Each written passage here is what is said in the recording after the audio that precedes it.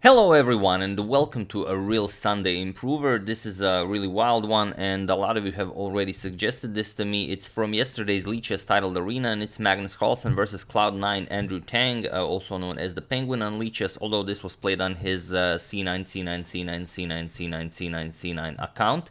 But out of the way, it's a really an impressive game, so hope you guys enjoy it. It is a bullet game, but we always mention these guys are so strong that even in that 1 minute per player they can create beauties such as this one.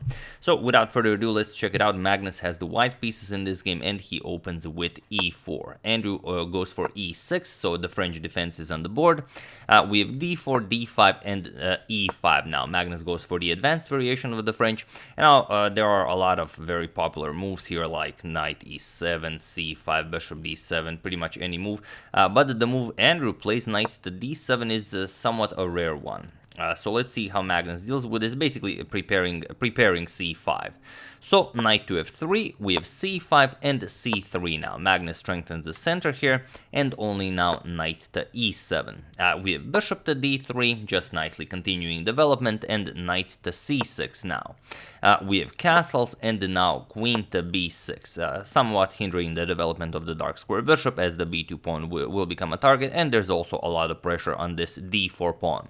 So here we have bishop back to c2, now the queen also helps out with the defense of this pawn, and bishop to e7. Andrew now ready to castle. We have a3 and h6, taking away the g5 square from white's pieces, and now Magnus strikes on the queen side with b4. So c captures on d4, we have c captures, and now a5. And this position actually has been reached in the 12th German championship in 1948 between Wilhelm Ernst and Paul Treger, and the game ended in a draw. But that game continued by b captures on a5. But here Magnus figures out a new idea, and it's really a refreshing one. He plays b5. Now this is the absolute top move recommended by the engine, so I don't know if Magnus studied this line, or is this some sort of a bullet idea, or was it a bullet preparation?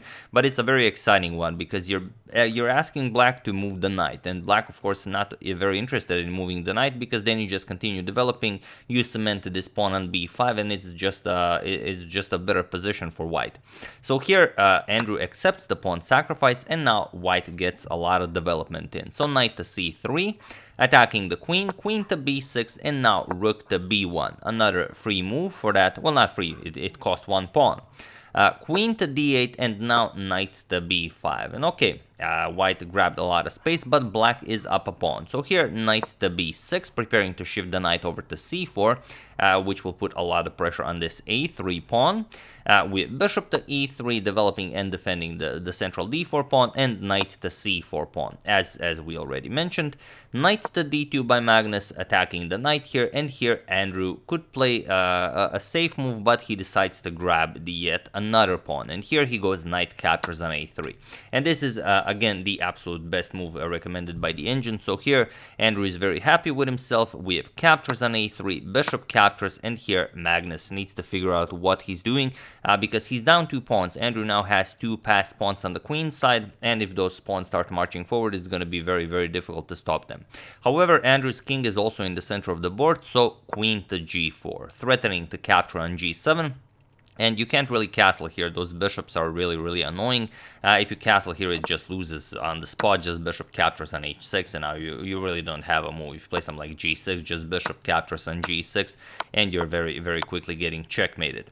So instead, after queen to g4, we have king to f8, getting the king to a bit of a safer square, guarding the g7 pawn, and now you don't have to worry about bishop captures anything.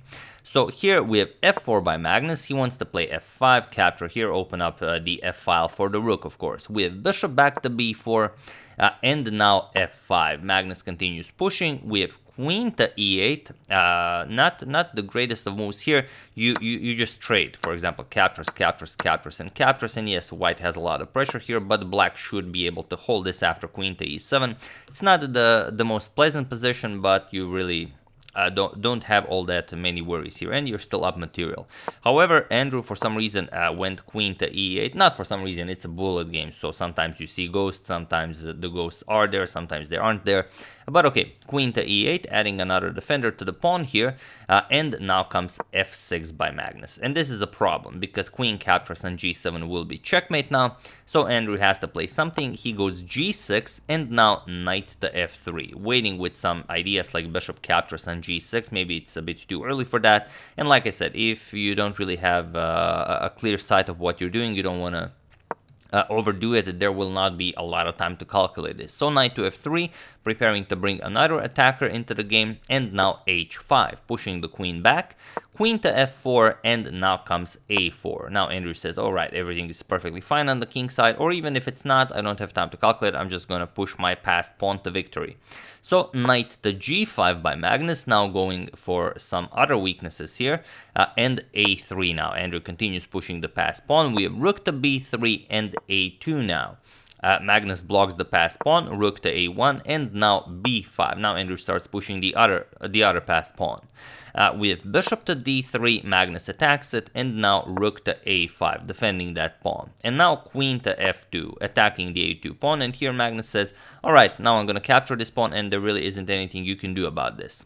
So bishop to d7, and Magnus just grabs it. Here, if you had a bit more time, you wouldn't really go after this pawn, but whenever I'm covering a bullet game and I say, you know, if this is better or this is better, this is if you had more time. Of course, you're not expected to find any of this in a bullet game, but okay, just for your fun, queen to c2 really puts a lot of pressure on this g6 pawn, and you can always capture this. There is really no rush in doing this. But okay, rook captures on a2. We have queen to a8 now, doubling up on the a file, preparing rook captures on a2. So of course you have to capture, or you can double up, also possible. But okay, here Magnus captured. We have queen captures on a5, and now rook back to b1. Covering the back rank. We have king to g8, probably with the idea of freeing up the f8 square for the bishop if needed. And here, well, you could go for the immediate bishop captures on g6. This is in the game for the entire time. It's, well, what if black plays bishop to e8? Then you're just going to have to calculate some more. It's a bullet game. You don't have all that much time.